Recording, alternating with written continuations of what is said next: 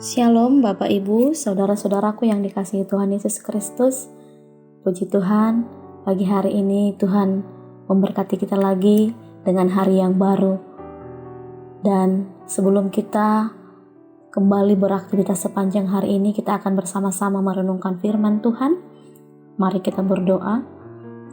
Damai sejahtera dari Allah Bapa yang melampaui segala akal dan pikiran, itulah yang memelihara hati dan pikiran kita di dalam membaca dan merenungkan firman Tuhan. Amin. Bapak Ibu saudaraku yang dikasihi Tuhan, renungan firman Tuhan bagi kita terambil dari Habakuk pasal 3 ayat 17 sampai 19 demikian. Sekalipun pohon ara tidak berbunga, pohon anggur tidak berbuah, hasil pohon zaitun mengecewakan. Sekalipun ladang-ladang tidak menghasilkan bahan makanan, kambing domba terhalau dari kurungan, dan tidak ada lembu sapi dalam kandang.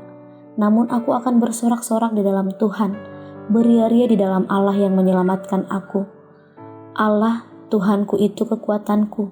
Ia membuat kakiku seperti kaki rusa. Ia membiarkan aku berjejak di bukit-bukitku. Tema perenungan kita adalah nantikan Tuhan berkarya. Nantikan Tuhan berkarya. Bapak Ibu Saudara yang dikasihi Tuhan, kita melihat dan mendengar betapa dunia dipenuhi dengan goncangan demi goncangan.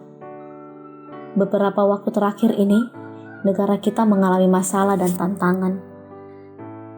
Di awal tahun mengalami bencana banjir di berbagai daerah dan pandemi COVID-19 yang sampai saat ini seperti tidak terkendali yang menimbulkan masalah ekonomi. Terjadi PHK dan pengangguran. Hari-hari ini segala sesuatu yang dahulunya tidak digoncang, sekarang mulai digoncangkan. Adalah wajar jika banyak orang menjadi takut, khawatir, dan cemas menghadapi hari esok. Terlebih juga hal itu juga yang kita rasakan. Itulah sebabnya Alkitab menasihati, janganlah memuji diri karena hari esok, karena engkau tidak tahu apa yang akan terjadi hari itu. Amsal 27 ayat 1. Saudara yang dikasihi Tuhan, di dalam Tuhan selalu ada masa depan dan harapan, walau sepertinya berlambat-lambat. Saatnya pasti akan tiba, karena janji Tuhan adalah ya dan amin. Dalam Habakuk 2 ayat 3 dikatakan begini, sebab penglihatan itu masih menanti saatnya, tetapi ia bersegera menuju kesudahannya dengan tidak menipu. Apabila berlambat-lambat, nantikanlah itu, sebab itu sungguh-sungguh akan datang dan tidak akan bertangguh. Dalam pasal 3 ini disebutkan bahwa Nabi Habakuk berdoa dengan nada ratapan, hal yang tidak dituliskan di pasal-pasal sebelumnya. Awalnya Habakuk tidak mengerti maksud Tuhan yang sepertinya menutup mata terhadap kefasikan serta membiarkan bangsanya ditindas bangsa lain.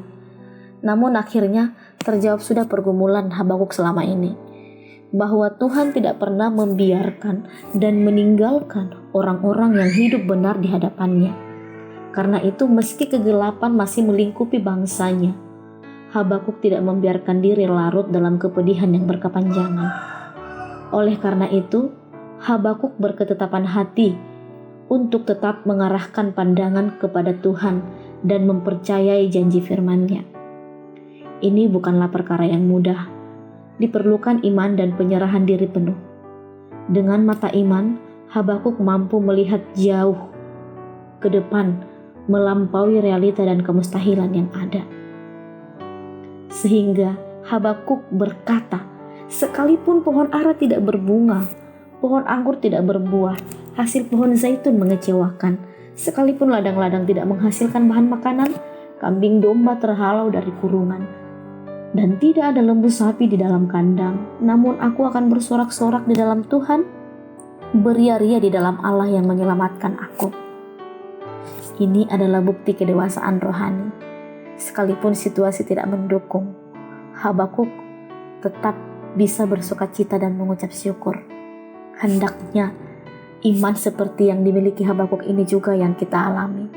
Sekalipun kondisi dan keadaan seakan-akan tidak ada harapan, seakan-akan semakin sulit. Tetapi mari kita tetap menantikan Tuhan berkarya. Tuhan akan memberikan pemulihan, itu janji firman-Nya.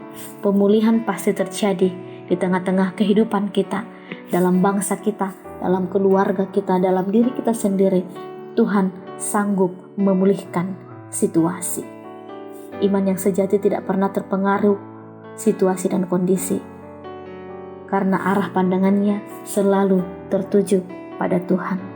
Kiranya firman Tuhan ini boleh menguatkan kita dan menjadi pegangan kita dalam menjalani aktivitas kita sepanjang hari ini. Amin. Kita berdoa. Terima kasih Tuhan, firman-Mu yang menguatkan kami, mengingatkan kami bahwa ada saatnya Tuhan berkarya memulihkan kondisi dan keadaan kami. Tuhan, inilah yang kami pegang dalam kehidupan kami. Ajar kami Tuhan untuk tetap bergantung sepenuhnya kepadamu. Terpuji nama-Mu, dalam nama Yesus Kristus kami berdoa. Amin.